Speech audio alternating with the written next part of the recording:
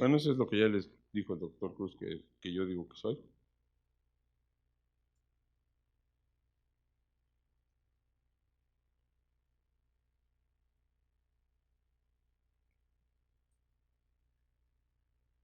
Eh, este, la verdad es que no estaría obligado a presentarles una declaración de conflicto de interés, pero como creo que esta es una iniciativa muy seria, eh, normalmente eso es lo que hay que hacer.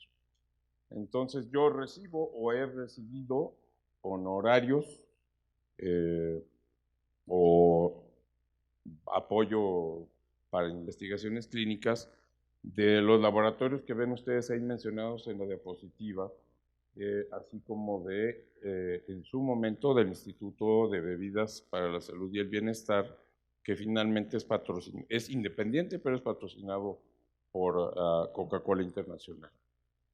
Y he tenido la suerte y un muy buen apoyo que he tenido ha sido justamente el laboratorio, LB, haciendo algunos protocolos para esos otros laboratorios que ven ustedes ahí mencionados. Hace algunos años, un buen amigo que se llama Alfonso Murillo y su mentor, que es el doctor Santos, hicieron un estudio para ver a qué edad nuestras mujeres mexicanas presentaban la menopausia. No se ha tomado, bueno, no se había tomado como un indicador nacional, puesto que tenía el sesgo de ser hecho en una clínica privada de medicina del climaterio.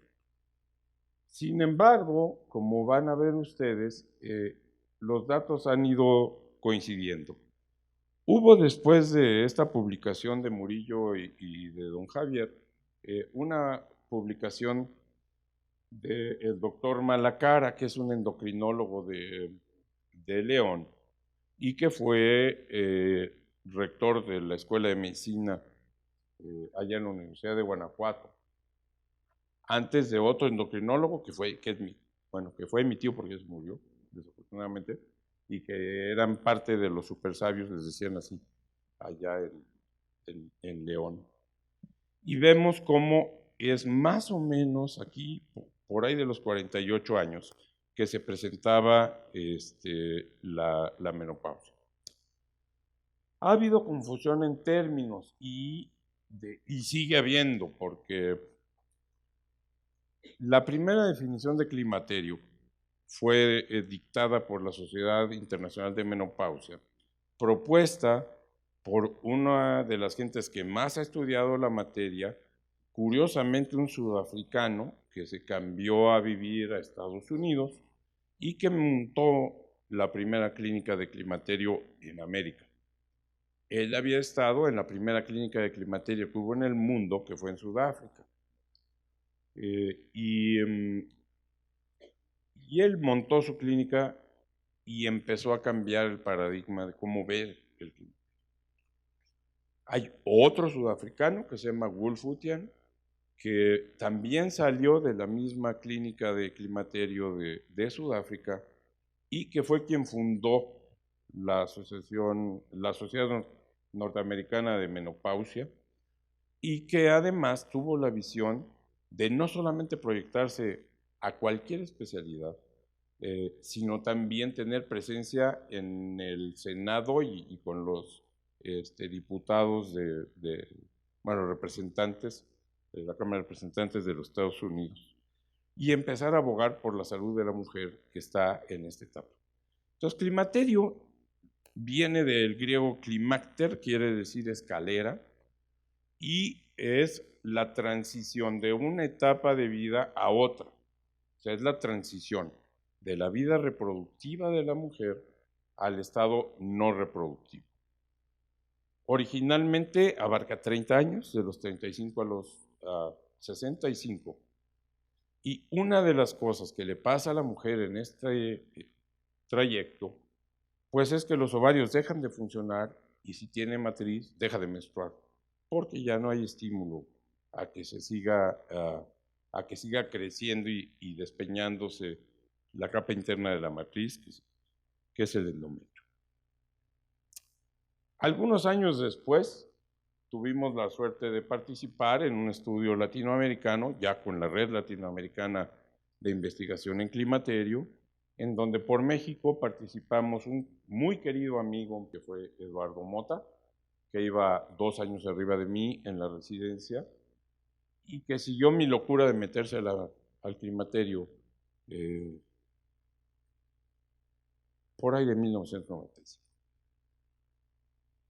Y participamos en este estudio, analizando a las personas que venían aquí con nosotros, o sea, gente como ustedes, que algunas o muchas de las que están aquí me dan el honor de conferirme la confianza de ser su médico. Pero también lo hicimos con gente que se atendía en el sector público, específicamente en la clínica 33 del Instituto Mexicano de Seguro Social, acá en el Rosario. Y entonces entrevistamos a 200 pacientes públicas y 200 pacientes privadas en lo que yo aporté, y a 400 que aportó Lalo, la mitad del general, porque seguía trabajando en el Hospital General de México, de donde orgullosamente soy egresado, y 200 que iban a su clínica en la colonia del Valle. Y entonces llegamos a la conclusión de que eran 47 y fracción de años la edad media en la cual se presenta la menopausia. La diferencia entre climaterio y menopausia es que climaterio es una etapa y menopausia es un evento biológico, que significa la última menstruación que presenta una mujer intacta, o sea, que conserva el útero, así como existe la menarca, que es la primera menstruación, y que no dice uno, es que está viviendo la menarca, ¿no? No, empezó a arreglar y ya arregló. Pues la menopausia dejó de arreglar y ya no arregló. No es el resto de su vida.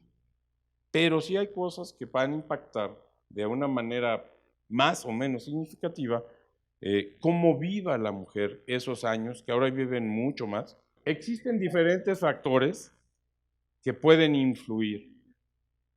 Y fíjense que hasta el Producto Interno Bruto tiene que ver con a qué edad se presenta la menopausia. Otro de los factores es a qué altitud vivimos. Y consta que no tomamos en consideración en ese estudio la contaminación y si el bordo de Xochaca y no sé qué tanto, ¿no?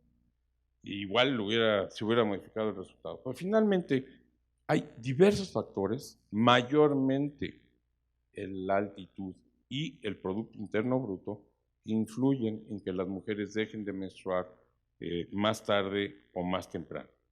Aparte de que si están en las costas, o si viven en las montañas, o si viven en un país ideal en donde todo el mundo gana bien y vive bien y no se tiene que estar preocupando por su futuro, pero de todas maneras dejan de arreglar. O sea, de que se agota el ovario, se agota. Y esa es una diferencia que marca algo muy claro entre ser varón o ser mujer. Digo, aparte de que las mujeres son las que nos gobiernan, dirigen, explotan, lo que sea. Pero sí, vivimos menos los varones, algunos años, pero menos. Y si le sumamos que vivimos menos y que hay más mujeres que varones, pues estamos fritos.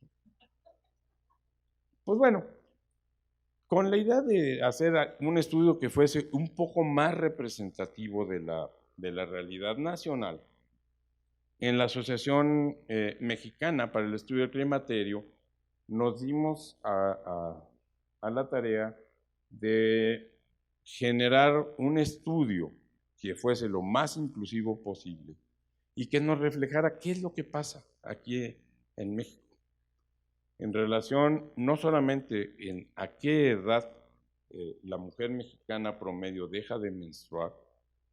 Bueno, déjenme decirles como comentario que hasta 1950 fue que la mujer mexicana promedio en México empezó a vivir más allá de los 50 años. Entonces, pues ni quien se ocupara de la menopausia, porque pues, para esos años la mayoría ya estaban muertas cuando podían llegar a la menopausia. Por lo que ustedes quieran. Se morían de parto, se morían de infecciones, se morían de diarrea, de accidentes, de lo que ustedes quieran, menos de causas asociadas a la menopausia. Y empezaron a vivir más allá. Y ahora la mujer mexicana promedio vive al menos la tercera parte de su vida más allá de la menopausia. Si pasara la menopausia y nada más fuera un signo o una manifestación de un cambio, pues no pasaría nada. Pero la carencia de la producción de las hormonas reproductivas ocasiona un impacto prácticamente en todo el organismo. O sea, casi no hay un tejido que no tenga receptores estrógenos. Empezamos en el pelo y acabamos en los callos a lo mejor. O sea, prácticamente todo tejido femenino tiene receptores estrogénicos y entonces necesita de la presencia, según se requiera, de estrógenos para mantenerse sano, funcionando o no. Por ejemplo, el cerebro. En el caso del cerebro, cuando le faltan los estrógenos, a 8 de cada 10 mujeres le dan bochornos. No son imaginarios, sí son de a de veras. Y sí les puede hacer su vida miserable, porque se puede presentar las veces que sea a lo largo del día y tienen una duración promedio entre 30 segundos y 5 minutos. Y pues calculen cuántos se pueden presentar.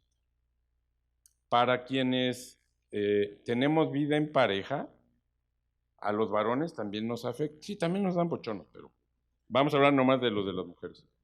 También nos afecta, ¿no? Porque si acostumbramos a acostarnos en la misma cama que nuestra mujer, al momento que le llegue el bochorno, aunque no se despierte, pues mueve las cobijas, van para abajo las cobijas, y luego se acaba el bochorno y les da un así como calofrío para liberar otra vez energía del músculo, y entonces, bien, para las cobijas, ¿no? Y bajan y suben las veces que pueda suceder. Bueno, esta es la publicación que hizo la MEC como consecuencia de haber estudiado a mujeres en 30 de los 32 estados. Hubo 2 estados en donde no participó nadie. Este fue un estudio pro bono, es decir, no hubo ninguna subvención para quienes participamos. Fue de gratis, digamos, pero para conocer nuestra realidad nacional. Lo único que pasó es que confirmó lo que ya habíamos hecho en su momento el doctor Malacara, lo que hicieron Murillo y el doctor Santos, lo que hicimos Mota y yo como parte de la red latinoamericana. Pero que nos dejó ver cómo se distribuía en el país la ocurrencia de la menopausia. Y ahí vemos cómo sí se fue, esto es cómo se dividió para el análisis el estudio de la Encuesta Nacional de Climaterio. Como vieron, fue publicado en 2010 en una de las 3 revistas más importantes de menopausia en el mundo, que fue Climacteric. La primera es Menopause, la siguiente es Climacteric y la siguiente es la europea de menopausia, que se llama Maturitas. Entonces, así dividimos el país para poder analizar lo que fuimos encontrando. Entonces, se hizo un estudio para conocer cuál era la mediana de aparición de la menopausia. Y al inicio vimos que era 49.5, pero no se confunda porque eso no fue la final. Es un poco antes. Pero pudiéramos utilizar esta curva, que es una curva de distribución normal de Gauss, para decir que 95% de las mexicanas que viven en México, entre los 45, 44 y feria, o 51 años, ya no menstruan, ya dejaron de menstruar por un año. O sea, esa es nuestra realidad nacional. Un poquito antes de lo que pasa con las anglosajonas. Algo de lo que tuvo mucha importancia en este estudio que hicimos fue que abarcamos diferentes tipos de comunidad. Yo creo que una de las ventajas de esta iniciativa que tomaron Imagenología, bueno, Leoncio en representación de la administración del edificio y LB, es que podamos tener un panorama de cualquier paciente que acuda con nosotros a consulta. Entonces, vemos que no hay mucha diferencia entre lo que sucede en la población que vive en las grandes ciudades de nuestro país, aquellas que viven en ciudades más pequeñas o las que viven en comunidades rurales. Y pudimos obtener datos, cerca de 5,000 respuestas, o por un poquito menos, que nos reflejaron la realidad nacional. De hecho, hay todavía análisis en curso que se van a publicar próximamente. Cuando analizamos a las mujeres que están en la transición a la menopausia, porque déjenme decirles que solamente 1 de cada 10 mujeres presenta su última menstruación y nunca en su vida vuelve a menstruar. Las otras 9 de esas 10 se pasan un periodo de irregularidad entre 2 y 3 años, más o menos. Luego, en las que ya habían pasado menopausia, es decir, que ya tenían 1 año o más de haber dejado de menstruar, también observamos que tenían un comportamiento en cuanto a síntomas diferente. Ni a todas les dan bochornos, ni los bochornos son la principal causa de consulta en las que sí están atravesando esa etapa. Lo que les podría de una vez adelantar es, algunas se libran de los bochornos. Según la literatura internacional, como el 40% se libran de la atrofia urogenital. Pues las mexicanas no, ¿eh? O sea, ninguna mujer que no utilice al menos un estrógeno de acción local se libra de la atrofia vulvovaginal. Ahora ya tiene un nombre nuevo, usado. Se llama síndrome genitourinario de la menopausia, asociado a la menopausia. Y eso le pasa a los tejidos, el que quiera.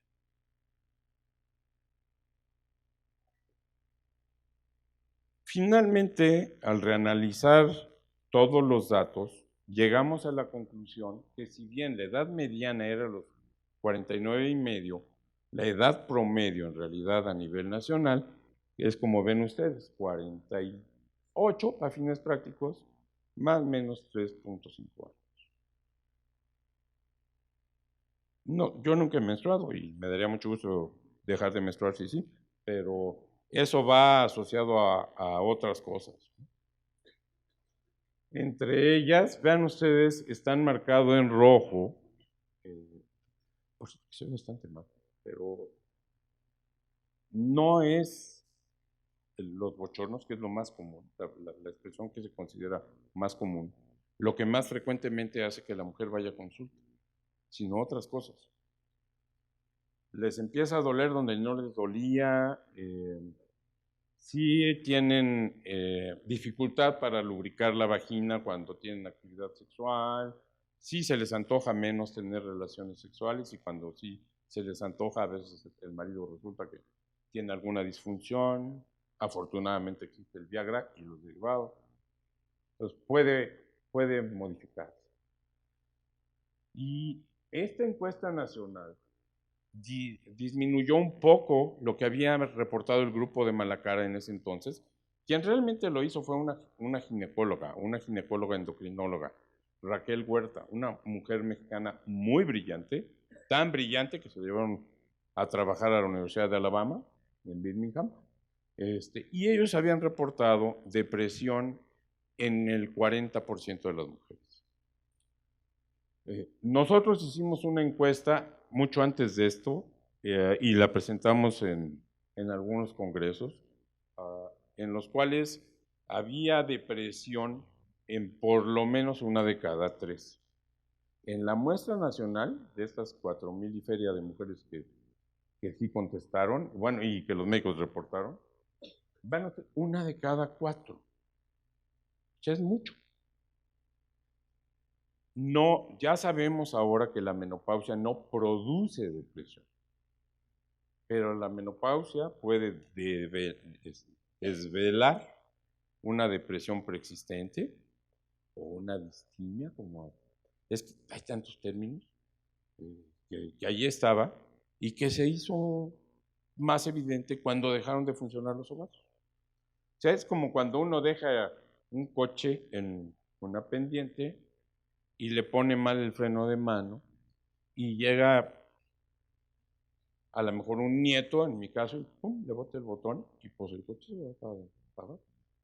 Eso le pasa a la mujer cuando deja de producir sus estrógenos. Entonces, al menos una de cada 4 tiene diagnóstico de depresión y debe de ser tratada por lo mismo, considerando que la depresión no es un estado transitorio de tristeza, no sé, ¿no? Y que además los que la rodean le dicen, no, échale ganas. Sí, ocúpate, ¿no? Pues se ocupan, le echan ganas y no les alcanza para que no tengan depresión. Hay que tratarlas. Primero, hay que detectarlas. Segundo, hay que tratarlas. Tercero, los estrógenos no son antidepresivos. Sí mejoran la respuesta ante algún tratamiento, pero no son el tratamiento para la mujer que presenta depresión en esta etapa de su vida. Ahí están los 6 síntomas que más frecuentemente nuestras paisanas reportaron de manera severa o muy severa en la encuesta. Entonces, fíjense que ahí no hay ninguno que diga, es que ya me cayó gordo mi marido. Si tiene, ¿no? Porque además como 50% ya no tiene. Entre que los que se mueren y los que se separan, es como la mitad ya no tienen marido. Pero de todas maneras, ahí no aparece. Pero sí aparece si les falta energía, que les duelen los músculos, que se les trastorna el sueño. Hay algunos estudios pequeños, pero muy representativos de esto, de que la mujer que entra a esta transición a la menopausia le cuesta más trabajo dormirse. Y cuando logra dormirse, se despierta más veces que cuando le funcionaban bien los ovarios. Y les cuesta más trabajo volverse a dormir.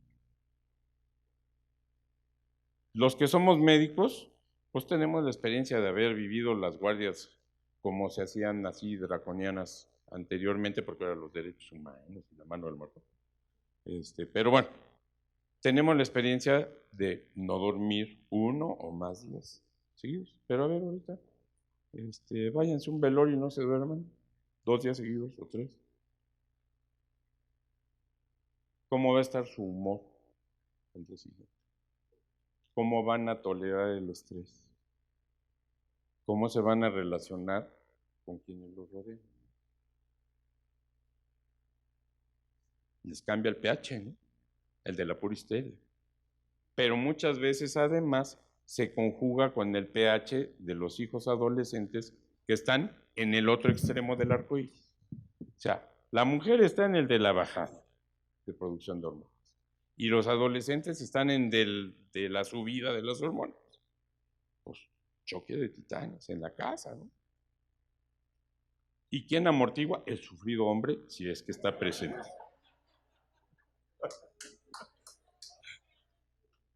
Si es que está presente, insisto.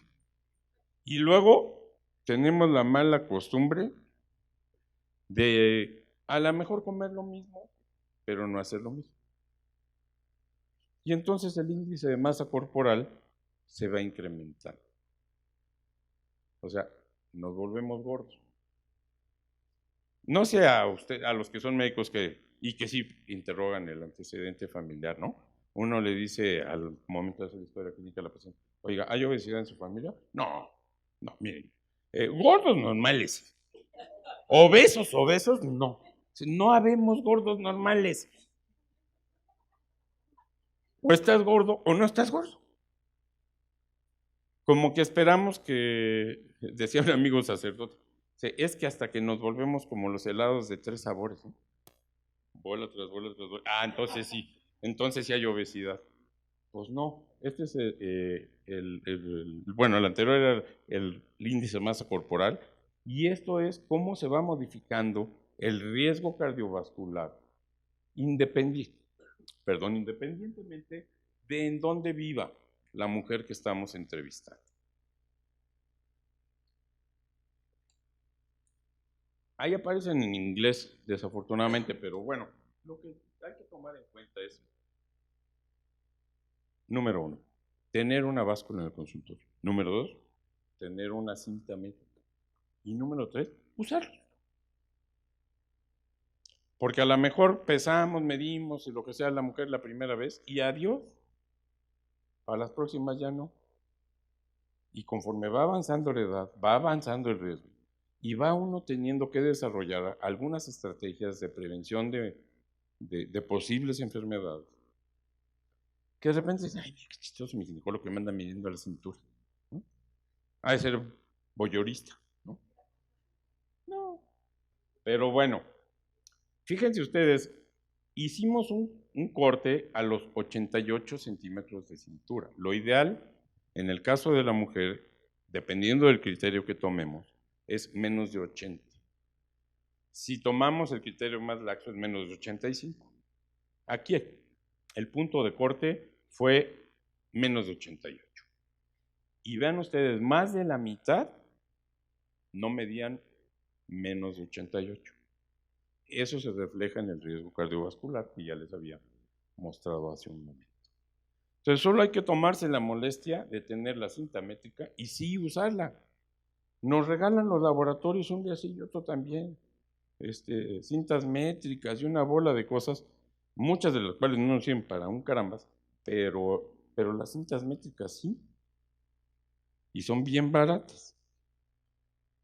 Lo que no es barato es reducir la cintura, igual. Luego la presión arterial, entonces vimos, la mayoría caía dentro de lo normal, pero para fines prácticos, 1 de cada 3 tenía hipertensión. Cuando hicimos la encuesta en los seminarios que acostumbrábamos dar de riesgos asociados al climaterio, les preguntamos a las pacientes, encuestamos a 1,400, o sea, no fue una muestra chica. La mitad premenopáusica, la mitad después de la menopausia.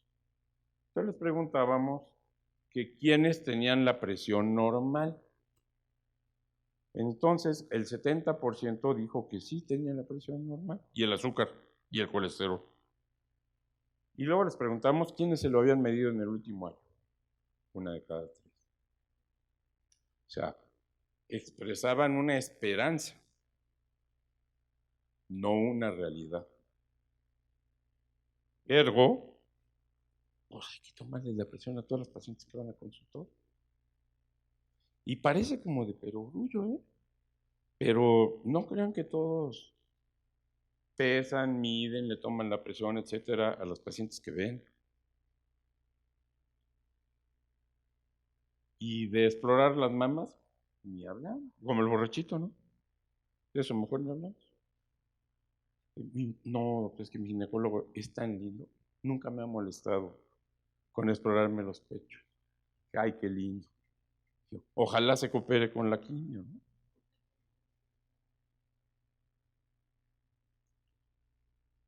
O sea, hay que ver a la mujer como un todo.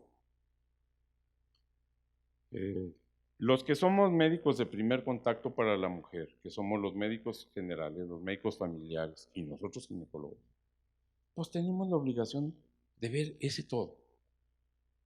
O sea, no son como la sanmarqueña. O sea, no son de la cintura para abajo y de la rodilla para arriba. O sea, tienen mucho más de cuerpo que hay que atender y que hay que vigilar y que hay que revisar y que hay que prevenir. Aquí tienen ustedes la distribución de la presión arterial elevada, que es muy común. Ya nos lo hacía notar la Encuesta Nacional de Enfermedades Crónicas desde hace 10 años. Bueno, ya ahora más, por supuesto. La de 2000 ya nos lo hacía notar. Al menos una de cada 3 mexicanas de 50 o más años tiene hipertensión arterial. La mayoría no la sabe, no lo sabe, y por supuesto que no se trata. Entonces hay que detectar y hay que tratar. Si van a vivir tantos años más, pues que sea de la mejor manera posible. O sea, nos vamos a morir todos. Leoncio, yo, Ceci, todos nos vamos a morir. La diferencia es cómo y cuándo.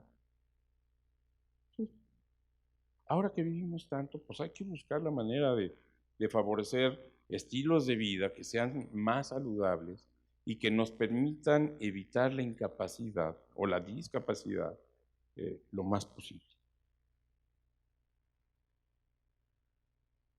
Aquí tienen ustedes algunas estadísticas de esta encuesta. Respondieron para fines prácticos 8 de cada 10 de quienes se involucraron en la aplicación de la encuesta. Sí nos muestra un perfil sociodemográfico muy parecido a lo que se había reportado en el censo de 2010. Y no les hablo de las cuestiones de osteoporosis y de cuántos hay y de cuántos no se diagnostican, que ese es otro capítulo. Pero para que me lo contratara aquí el doctor. Luego, la distribución por edad de las mujeres fue normal, no tuvo ningún censo, o sea, sí refleja la realidad nacional. Y esta encuesta que hicimos, que por las siglas se denominó ENACLIM, abarcó a mujeres entre los 40 y los 59 años de edad para fines prácticos en todo el país, salvo los 2 estados que no participaron, tanto las que se atienden en medicina privada como las que se atienden en medicina pública, que nosotros lo costeamos con nuestros impuestos. Entonces, más nos vale tratar de prevenir y que no se tenga que gastar tanto en prevenir o controlar enfermedades que son, valga la redundancia, previsibles, que cada vez va a ser más frecuente. De paso, el bono demográfico de nuestro país no nos va a durar mucho. Si ustedes ven el ejemplo de Europa, hay varios países, España, Italia, otros, en donde no se está reponiendo la población. O sea, cada vez hay menos gente joven que trabaje y que pague impuestos para que pueda mantener a los viejos que cada vez vivimos más. O sea, también hay que trabajar con los jóvenes para que nos duren más tiempo, ¿no? Y que sigan pagando. Más, o sea, para fines prácticos, la mitad tenían obesidad. Lo que pasa es que nuestro criterio de obesidad depende de con quién te compares. Sí, yo estoy gordo, no estoy tan gordo como Alejandro Duarte, que en paz descanse. Pero no estoy bien. Mi paciente tampoco. Y hay que ver cómo podemos implementar acciones que además no tienen que costarnos mucho para tratar de llevarlas a un estado lo más óptimo posible. Fíjense, obesidad 41, más sobrepeso, confirma lo que han estado dice y dice y dice ahora nuestras autoridades con el de pésate, no sé qué. Pues sí, sí hay que hacer. Y hay que corregir. Presión arterial normal, bueno, las 2/3 partes, afortunadamente. Pero vean de las que sí tenían la presión alta. Menos de la mitad sí estaban tomando tratamiento. Chequémosle la presión. Como parte de la exploración, cada vez que vaya. No solo cuando hacemos la historia clínica la primera vez, sino cada vez que la veamos. Lo único que nos cuesta es pues, mantener en un razonable buen estado los baumanómetros, ¿no? Que se supone que todos los médicos tenemos en el consultorio, pero que no todos los médicos los usamos. Poner atención, sobre todo cuando uno es el médico, puede tener sesgos y buscar diferentes cosas que uno cree o que sabe que se asocian a la menopausia. Y hay algunos síntomas o signos que no tomamos en cuenta, que no pensamos que están asociados con que está declinando la producción de hormonas por el ovario, pero que probablemente son de los que más afligen a nuestras pacientes, tales como dolores musculares, las dificultades del sueño que ya les comentaba, el síndrome vasomotor, que eso es lo que significa SVMS, o sea, bochornos, la depresión y la irritabilidad. O sea, no es, déjala, está menopausia. Por eso ya se abandonó el término de menopausia, para tratar de que sea algo no despectivo, sino que lo integremos como un estado fisiológico que va a modificar la calidad de vida de a quien estamos atendiendo. Para eso nos van a ver. O sea, no nos van a ver porque este cada vez cobra más caro, ¿no? O cada vez pide más estudios de laboratorio. Pues sí, cada vez somos más vulnerables y hay que estudiar otras cosas. Y ponerle atención a la cuestión del sobrepeso y de la obesidad como parte de lo que debiéramos de tomar en cuenta al futuro de nuestros pacientes. Para quienes nos dedicamos a la medicina del climaterio, yo atiendo ginecobstetricia general, como ustedes saben, pero mayormente veo a mujeres climatéricas. Me decía un querido amigo, ginecólogo que seguro conocen, y que como dicen, no voy a decir el nombre, ¿por qué te gusta dedicarte a eso? Te hablan a deshoras para decirte que no pueden dormir, o que están mareadas, o que tienen bochornos, o que les duele cuando tienen relaciones. Genial. Para empezar, sí me gusta. Soy un ginecólogo atípico. Y para continuar, las mujeres van a dejar de tener hijos. Pero si no se mueren, no van a dejar de llegar a la menopausia. Seguro la van a pasar. Y entonces, pues tiene que haber gente entrenada, capacitada y que tenga vocación y que pueda atender a la mujer en esta tercera etapa de su vida. Y digo tercera porque va a ser al menos el 30% de su vida. O sea, tenemos que estar al pendiente, sí ponerle atención, sí creerle. Han ido modificando las tendencias en cuanto a terapia hormonal y como creo que la mayoría de aquí no son ginecólogos, y los que sí son, a lo mejor tampoco conocen esto. ¿Qué es lo que se ha llegado como consenso? Eso se publicó en el 2012, sigue vigente en el 2016, en cuanto al uso o no de terapia hormonal. Entonces, en relación a la cardiopatía coronaria, que es de lo que más seguramente nos vamos a morir, lo que sí sabemos y tenemos ahora sí evidencia clara y contundente es que cuando se inicia la terapia estrogénica oportunamente, o sea, cerca de la menopausia, cuando más lo necesita la mujer, cuando más sintomática está, mejor resultado vamos a tener. No cuando, como en alguno de los estudios más famosos, se inicia a los 65 años. Que además excluyeron en ese estudio el WHC, la Iniciativa de Salud de las Mujeres de Estados Unidos, a las que sí tenían bochorno.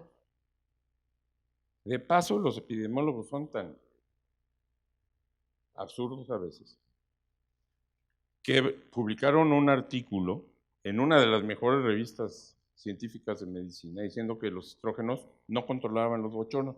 Pues no, si no tenían, cuando las reclutaron, ¿cómo se les iban a quitar? Es como si yo me tomo una aspirina porque me duele la cabeza y espero que el resto de mis días no me vuelva a doler la cabeza. Pues no, las cosas no son así. Entonces, si se necesita y no hay contraindicación, cuanto antes se inicie la terapia, es mejor. No se recomienda, ni por la Sociedad Americana de Menopausia, ni por la internacional, ni por la mexicana, darle estrógenos a alguien solo para evitarle o disminuirle el riesgo de un problema cardiovascular.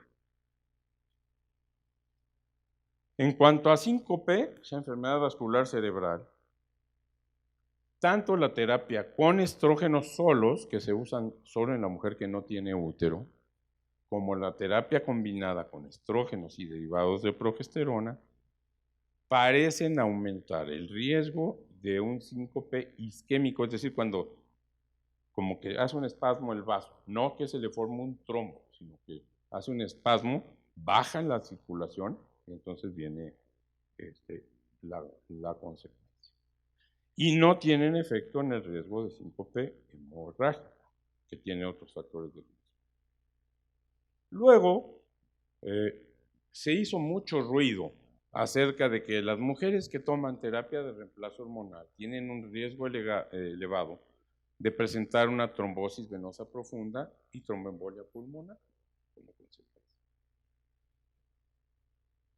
Este estudio multicitado, el WHI, nos sirvió para ver,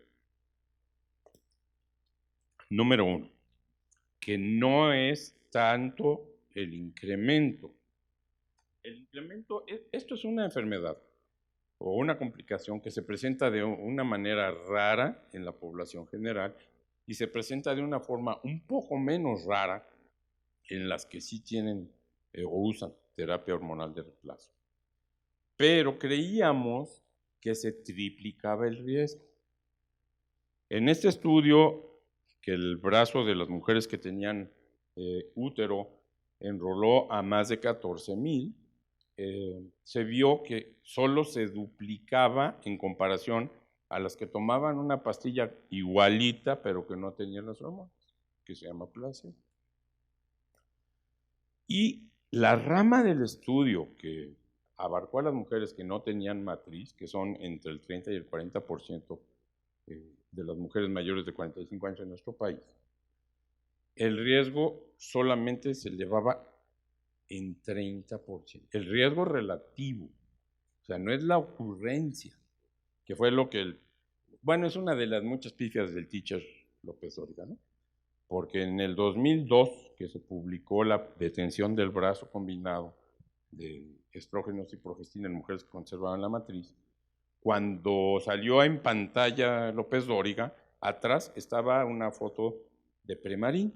Premarin son estrógenos solos. Ese no fue el medicamento que se estudió en ese brazo que él publicitó. Y dijo que aumentaba un 30% o más los casos de cáncer de mama y de... Una cosa es el riesgo relativo, otra cosa es el riesgo absoluto y otra cosa es lo que sucede en la realidad. Entonces, tenemos que conocer la evidencia para de una manera informada, explicable para nuestros pacientes, ellas mismas decidan qué terapia quieren seguir. Habrá quien diga, tú me dirás misa, pero yo no me tomo hormonas sintéticas. Mejor las naturales. Las naturales dicen que son los fitoestrógenos, por ejemplo, la soya, las isoflavonas, la crema de camote. Sí, son naturales. Es natural el tabaco, es natural la mota, es natural la coca y es natural la caña de donde hacemos el alcohol. Y no nos hacen bien. Para colmo, tenemos sangre, no tenemos clorofila. Entonces, lo que es natural para las plantas, pues no es natural para los humanos. Y para las humanas, en cuanto al tromboembolismo, bueno, pues ya les comenté. Disminuye un poco el riesgo cuando la vía de administración de la terapia hormonal es no oral, porque no se somete a algo que se llama el primer paso hepático, que puede modificar los factores de coagulación, etcétera, y que probablemente sea lo que llega a elevar un poco ese riesgo. Solamente para que tengan un indicador para comparar. El riesgo de un tromboembolismo, de una trombosis venosa profunda con o sin tromboembolismo pulmonar de una mujer que usa anticonceptivos orales combinados es como 35 veces más alto.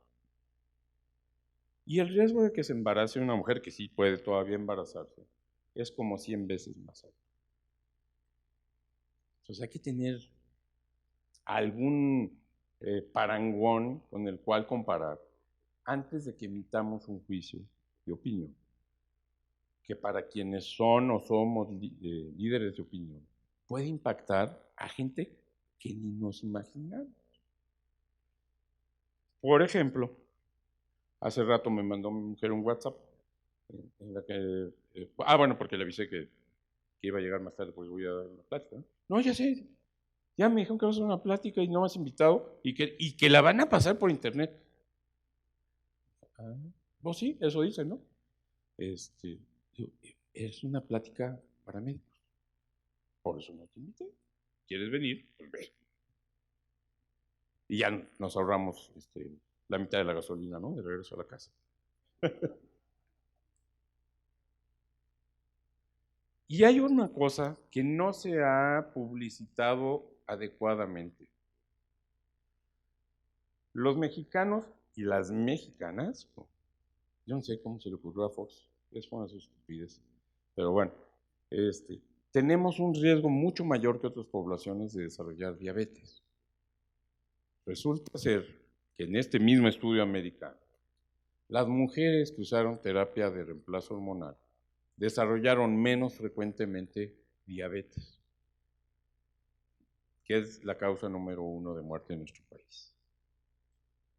Entonces, cuando vayamos a opinar, quienes no tomamos la decisión de tratar, yo sugiero que tomen en cuenta este tipo de cosas, que están perfectamente documentadas, antes de emitir una opinión que generalmente no tiene ningún fundamento, que tiene muchas creencias, muchos mitos y muchos tabúes por detrás. No hay que tratar con hormonas a todas las mujeres después de la menopausia. Eso ya nos quedó claro. Pero tampoco hay que negarle el tratamiento a tantas mujeres que se pueden beneficiar, modificar su calidad de vida y modificar la calidad de vida de su pareja si es que la tiene o de su familia. Bueno, espero no haberlos aburrido mucho. Les agradezco su atención. Si tienen preguntas o comentarios, con todo gusto estoy a sus órdenes.